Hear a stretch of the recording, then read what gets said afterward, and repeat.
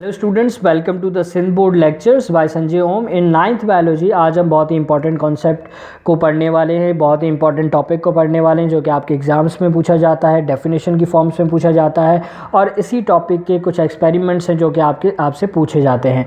तो चलें स्टार्ट करते हैं इस कॉन्सेप्ट को। तो क्या था, एक कॉन्सेप्ट है आपके पास अबायोजेनेसिस एंड दूसरा कॉन्सेप्ट है आपके पास बायोजेनेसिस। क्या हुआ कि अबायो में के अंदर जो ए है इसका मतलब है एब्सेंट, ए एब्सेंट। बायो मतलब लाइफ, जेनेसिस मतलब बनना, एंड यहाँ पर फिर बायो का मतलब लाइफ एंड जेनेसिस का मतलब बनना। मतलब अब इनको हम थोड़ा सा बैकग्राउंड डिस्कस कर दूँ, उसके बाद मैं बताता हूँ कि बायोजेनेसिस और बायोजेनेसिस का कॉन्सेप्ट था क्या। बैकग्राउंड ये था कि काफ़ी टाइम पहले इन द इंसिडेंट टाइम जो लोग थे वो ये बिलीव करते थे कि लिविंग ऑर्गेनिजम्स, जिसके अंदर बहुत एनिमल एंड प्लांट्स दोनों आते हैं, वो मट्टी या फिर ज़मीन से मिलकर बने हैं। और जो नॉन लिविंग मैटर्स हैं, जितने भी नॉन लिविंग है, उनका कोई भी पेरेंट नहीं है, वो प्री एग्जिस्टिंग पेरेंट उनका कोई है ही नहीं, वो सिर्फ अपनी खुद की काइंड है, मतलब उनका कोई भी पेरेंट नहीं है। ये इनका कॉन्सेप्ट था। अब ये बिलीव उनको किस बेस पे था? इस बेस पे था कि उन्होंने ऑब्जर्व किया कि जो ब्रेड है, जिसे हम डबल रोटी कहते हैं, उसके ऊपर फंगस ग्रो हो जाता है। तो उन्होंने कहा कि ब्रेड तो नॉन लिविंग थिंग है और फंगस लिविंग थिंग है।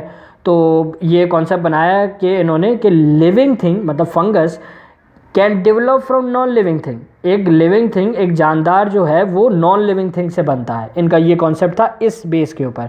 फिर उन्होंने कहा कि जैसे मैगट्स बेसिकली एक एग लाइक स्ट्रक्चर होते हैं किसी भी इंसेक्ट के, उनके अंडे होते हैं जिनके अब तक लेग्स वगैरह नहीं निकले होते।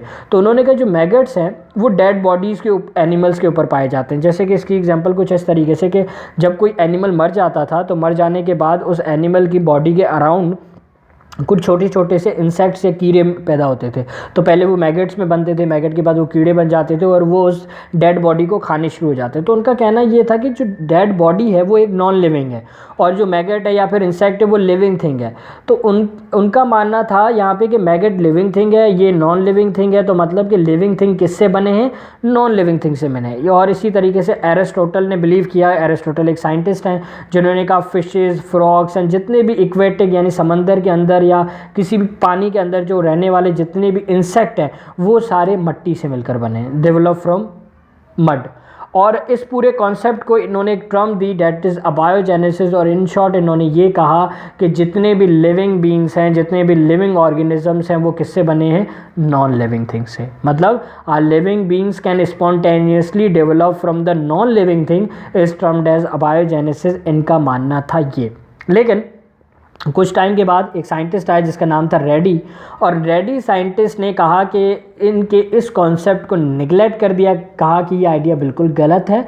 और इन्होंने एक जो है एक्सपेरिमेंट परफॉर्म्स किए काफ़ी सारे, और उन एक्सपेरिमेंट के अंदर उन्होंने ये बताया कि living beings can develop only from other living being. Living being हमेशा कहाँ किससे डेवलप होते हैं? लिविंग बीन से ही होते हैं। और इस कॉन्सेप्ट को इन्होंने नाम दिया बायोजेनेसिस। तो बायोजेनेसिस का मतलब था लिविंग थिंग का नॉन लिविंग थिंग से बनना, इसलिए बायोजेनेसिस, एंड लिविंग थिंग का लिविंग थिंग से बनना मतलब बायोजेनेसिस। अच्छा, इस बात को प्रूव करने के लिए रेडी ने 3 एक्सपेरिमेंट परफॉर्म किए। रेडी ने 3 क्या एक्सपेरिमेंट परफॉर्म किए, तो चले उनको डिस्कस करते हैं। तो सबसे पहला एक्सपेरिमेंट आपको दिख रहा होगा ये। इसमें पहले मैं आपको इस टर्म को एक्सप्लेन करने की कोशिश करूंगा कि ये टर्म क्या है, ताकि आपको ये एक्सपेरिमेंट बहुत अच्छे तरीके से समझ आए। तो देखें, होता क्या है कि जब कोई इंसेक्ट जो है वो एग देता है, तो वो एग थोड़ा सा बड़ा होने के बाद, जब वो थोड़ा सा बड़ा होता है तो उसके अभी तक लेग्स वगैरह नहीं निकले होते, वो बिल्कुल एक जगह पे ही पड़ा होता है, एग की तरह का होता है, उसे हम मैगट्स कहते हैं। और फिर वो जब बड़ा हो जाता है उसके अंदर बिल्कुल जो है ना विंग्स वगैरह आ जाते हैं या फिर उसकी लेग्स हो जाती है और मूव भी करने शुरू हो जाता है, तो उसे हम प्यूपाई कह देते हैं। उसके बाद जब वो बड़ा हो जाता है, एडल्ट फॉर्म में आ जाता है, बिल्कुल उसी फॉर्म में आ जाता है जैसे उसके पेरेंट्स हैं, तो हम उसे जो है ना एट लास्ट फ्लाई कह देते हैं। मतलब ये पूरी एक मक्खी की बात बताई जा रही है कि मक्खी फ्लाई है, फ्लाई ने एग दिए, एग थोड़े से बड़े होकर मैगट्स बने, मैगट्स के बाद प्यूपा बने, और प्यूपा के बाद वो दोबारा क्या बन गए? फ्लाई बन गए। तो चलें इस कॉन्सेप्ट के बाद अब मैं बताता हूँ कि हुआ क्या। पहले एक्सपेरिमेंट में उन्होंने किया क्या। उन्होंने क्या किया कि कुछ स्नेक्स लिए जो कि डेड थे, उसे उन्होंने एक बॉक्स के अंदर रख दिया। जब उन्होंने इसे बॉक्स के अंदर रख दिया तो उन्होंने नोटिस किया कि कुछ फ्लाइज, कुछ मक्खियाँ उस डेड स्नेक के ऊपर आकर जमा हो गई। और उसके बाद उन्होंने 3 दिन के बाद देखा कि उन्हीं डेड बॉडीज़ के अराउंड कुछ मैगट्स मौजूद हैं, ये मैगट्स जो मैं बता रहा था अभी। और फिर उसके बाद उन्होंने देखा कि 18 डेज़ के बाद वो मैगट्स ट्रांसफॉर्म हो गए प्यूपा के अंदर, जो कि सेकंड स्टेज है। किस में कन्वर्ट हो गए? प्यूपा में हो गए। अब मैंने बताया कि प्यूपा के थोड़े से विंग्स भी होते हैं, थोड़े लेग्स भी होते हैं, मतलब मूव कर सकते हैं। तो वो प्यूपा क्या हो गए, वो ट्रांसफ़र हो गए एक दूसरे सेपरेट गिलास के कंटेनर के अंदर, उन्होंने उसको ट्रांसफ़र किया और उसके ऊपर एक शीट लगा दी पेपर की। और उन्होंने 8 डेज़ के बाद देखा कि उन्होंने ना बेसिकली उनको एक तरफ मतलब कैद कर दिया था ताकि वो कहीं उड़ के ना जाएं और उनको ऑब्ज़र्व कर सकें वो। तो 8 डेज़ के बाद, 8 दिनों के बाद उन्होंने देखा कि वो प्यूपा किस में कन्वर्ट हो गए? फिलाई में कन्वर्ट हो गए। तो उन्होंने एक पूरा कंक्लूजन निकाला। उन्होंने कहा कि भाई कि जो मैगट्स थे वो किसके ऑफ स्प्रिंग थे? और ऑफ स्प्रिंग का मतलब औलाद, वो औलाद थी फ्लाइज की, मक्खियों की। और जो मक्खियों की औलादें थी मैगट्स थी, और मैगट्स जो है वो बड़े होकर प्यूपा बने, प्यूपा के बाद वो मक्खियाँ बन गई, फ्लाई बन गई। और ये मैगट्स फ्लाइज ने अंडे दिए थे डेड स्नेक के ऊपर, उससे बने। तो इसका कॉन्सेप्ट इन्होंने ये दिया कि जब एग से मैगट्स बने, मेगा से प्यूपा बना, और प्यूपा से जब फ्लाई बना, तो वाकई आप देख सकते हैं कि बेसिकली फ्लाइज क्या थी? फ्लाइज एक लिविंग थिंग है, और इसी फ्लाई से मैगट बने, प्यूपा बने और एट लास्ट लार्वा बने। तो मतलब लिविंग थिंग किससे बना? लिविंग थिंग से बना। इसके बाद इन्होंने एक और एक्सपेरिमेंट परफॉर्म किया। इस एक्सपेरिमेंट को मैं आपको इस डायग्राम के थ्रू समझाऊंगा। आप देख सकते हैं कि इन्होंने क्या किया, 8 बॉटल्स ली। ये आप 8 बॉटल्स देख सकते हैं। इन 8 बॉटल्स के अंदर उन्होंने 4 बॉटल्स को ओपन रखा और 4 बॉटल्स को क्लोज रखा। और उन्होंने क्या किया कि इन बॉटल्स के अंदर कुछ के अंदर फिशेस रखी, कुछ के अंदर स्नैक्स रखे, और कुछ के अंदर जो है उन्होंने पीस ऑफ मीट रखा।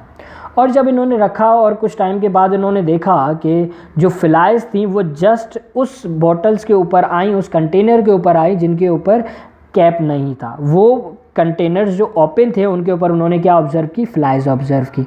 जब उन्होंने फ्लाइज को ऑब्ज़र्व किया तो उन्होंने कुछ दिन बाद ये भी देखा कि मैगट्स बन गए, और मैगट्स बनने के बाद अल्टीमेटली उसमें से फ्लाइज बन गए। तो उन्होंने एट लास्ट ये कहा कि हाँ फिर से देखें कि ये जो कंटेनर है जो कि क्लोज था, इस क्लोज के अंदर जब मक्खियाँ पहुँच ही नहीं पाई, तो नहीं पहुँच पाई, तो इस वजह से यहाँ पे मैगट्स नहीं बने, और ये अपने अंडे नहीं दे पाई तो मैगट्स नहीं बने, मैगट्स नहीं बने तो प्यूपा नहीं बने, प्यूपा नहीं तो बने, इसलिए जो मक्खियाँ हैं वो नहीं बन पाई। और जबकि यहाँ पे ओपन था, तो ओपन की वजह से जो है फ्लाइज यहाँ आ सकी, इन्होंने एग्स भी दिए, और एट लास्ट उन्होंने फ्लाइज को प्रोड्यूस किया।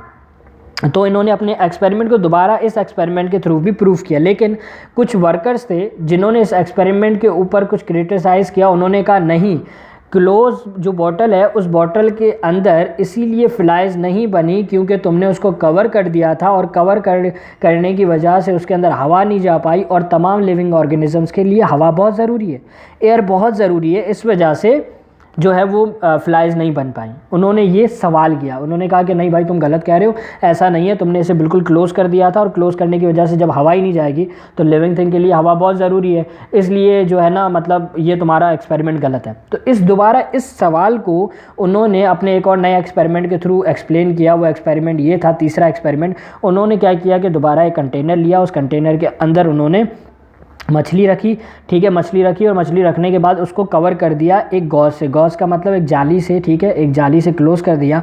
और उन्होंने क्या किया कि उन्होंने कहा कि अब जो है वो मक्खियाँ इसके अंदर ट्रांसफ़र नहीं हो सकती, ठीक है, पहुंच ही नहीं सकती, लेकिन हवा तो अंदर जा रही है। तो हवा अंदर जा रही है, तो इन्होंने देखा कि जब इसको कुछ टाइम तक रखा तो उसके अंदर मैगट्स नहीं बने, उस मीट के अंदर मैगट्स नहीं बने। तो उन्होंने कहा कि भाई देखें, जब हवा तो ज़रूरी थी लेकिन देखो मैगट्स नहीं बने। क्यों नहीं बने? क्योंकि वो फ्लाइज इन मीट के ऊपर पहुंच ही नहीं पाई, और इस मीट्स के ऊपर अपनी जो एग्स हैं वो प्रोड्यूस नहीं कर पाई, जिसकी वजह से ना मैगट्स बने, ना प्यूपा बना, ना फ्लाइज बना। और इस तरीके से उन्होंने ये जो इनके वर्कर्स थे, इन वर्कर्स का जो सवाल था, जिन्होंने एक बार सवाल था या क्रिटिसाइज़ किया इन्होंने कि नहीं तुमने एक्सपेरिमेंट गलत किया है, तुमने कवर्ड बोतल रख दी थी, इस वजह से नहीं बन पाया। तो उन्होंने इस बात को भी बिल्कुल प्रूफ कर दिया कि इस वजह से इसके अंदर नहीं बन पाए क्योंकि फ्लाइज इसमें पहुँच ही नहीं रही। तो जब तक फ्लाइज नहीं पहुँचेंगी, वो अपने अंडे नहीं देंगी, तो किस तरीके से एक लिविंग थिंग्स जो है वो बन पाया था। तो एट लास्ट उन्होंने वही बात की कि the only living being give rise to a living being, living thing से ही लिविंग थिंग बन सकता है। और इसी तरीके से इन 3 एक्सपेरिमेंट के थ्रू बायोजेनेसिस का कॉन्सेप्ट जो है वो करेक्ट पाया गया और बायोजेनेसिस के कॉन्सेप्ट को इन्होंने रॉन्ग कर दिया। तो एट लास्ट क्या फाइनली क्या एक बात का कंक्लूजन निकला कि बायोजेनेसिस का कॉन्सेप्ट ठीक है कि लिविंग थिंग हमेशा नॉन लिविंग थिंग से ही प्रोड्यूस होगा, और बायोजेनेसिस का जो कॉन्सेप्ट था कि living thing arise from non living thing, ये गलत है। तो आई होप कि आपको ये रेडी के जो 3 एक्सपेरिमेंट थे ये समझ आए होंगे, बायोजेनेसिस का कॉन्सेप्ट भी समझ आया होगा। अगर आपको कोई भी क्यूरीज हो तो आप मेरे व्हाट्सएप नंबर पे मुझसे कांटेक्ट करें। इसी के साथ साथ कमेंट बॉक्स में अपना सवाल लिख दें, मैं जितना टाइम जल्दी हो सका मैं आपको उस सवालों का जवाब दूंगा। बाकी subscribe my video if you like my video, like and share with your friends. Thank you.